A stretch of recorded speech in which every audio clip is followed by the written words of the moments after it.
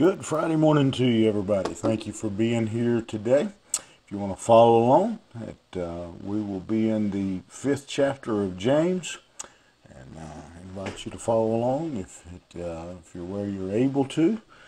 Again, as long as you're not driving down the interstate, you're welcome to follow along. James chapter 5 and verse 4.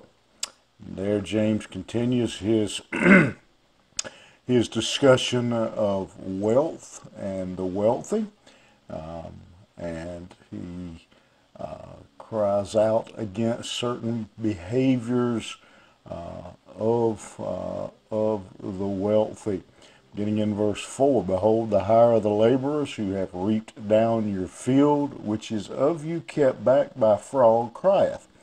And the cries of them which have reaped are entered into the ears of the Lord of Sabbath. Ye have lived in pleasure on the earth and been wanton. Ye have nourished your hearts as in a day of slaughter.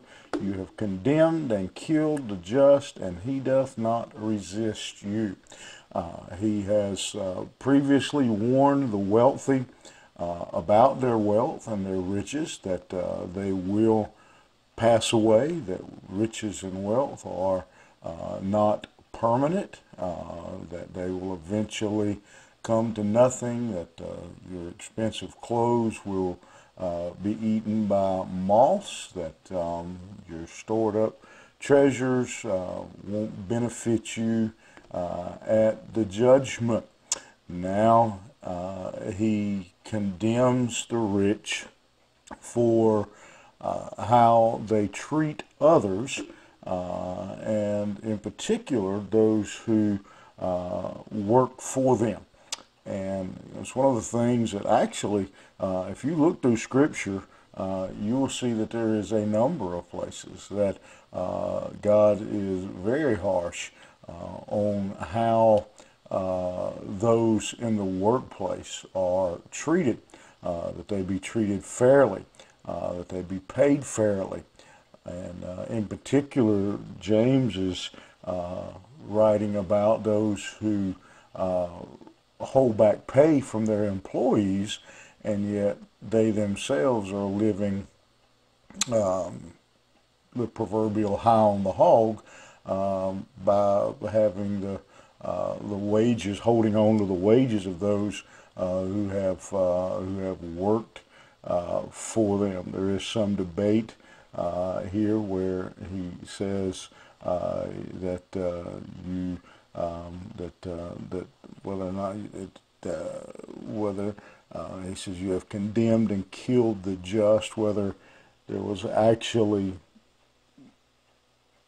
a physical killing that had taken place, or whether this is referring to the hatred that they have in their heart for those who are less fortunate than, for those who are employed by them.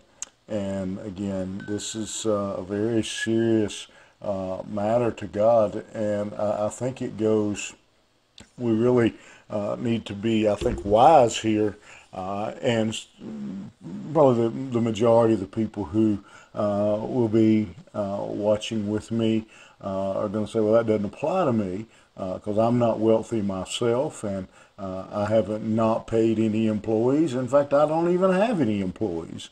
I think the wise way for you and I to look at this is to see the general attitude that God takes toward the poor, the needy, the orphans, the widows. Again, a lot of scripture in that area.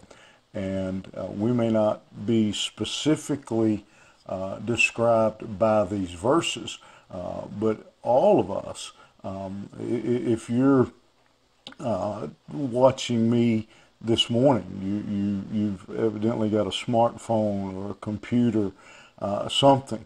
You are ahead of a lot of people in this world. And you most likely, if you're watching this, you have electricity, some of those kinds of things. And so we are We may not be an employer who has employees who are serving us, but we do have people around us who are less fortunate than us.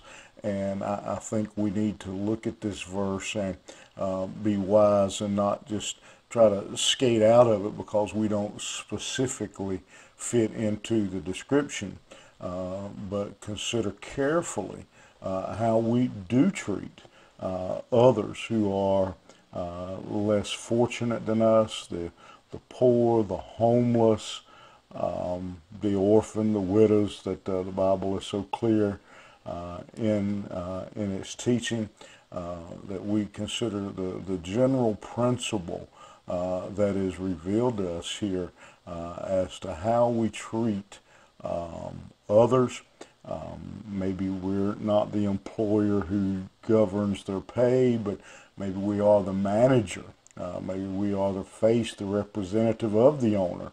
How we treat others who are in any way in a lower position in life, whether that be on the corporate ladder or whether that be in the social structure, economic structure. How we treat others is, I think, what James really is a lesson we need to take from this.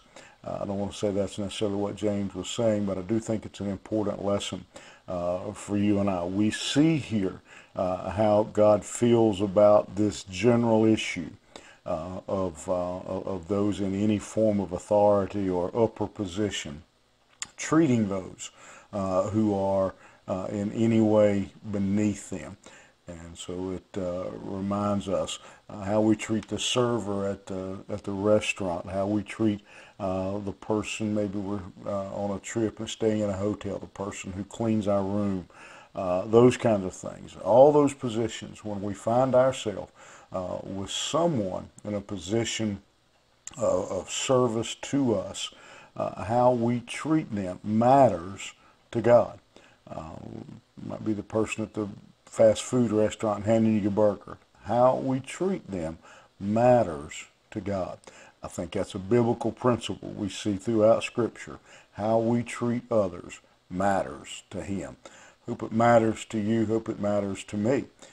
Think about that today as you interact with people. How you treat them matters to God.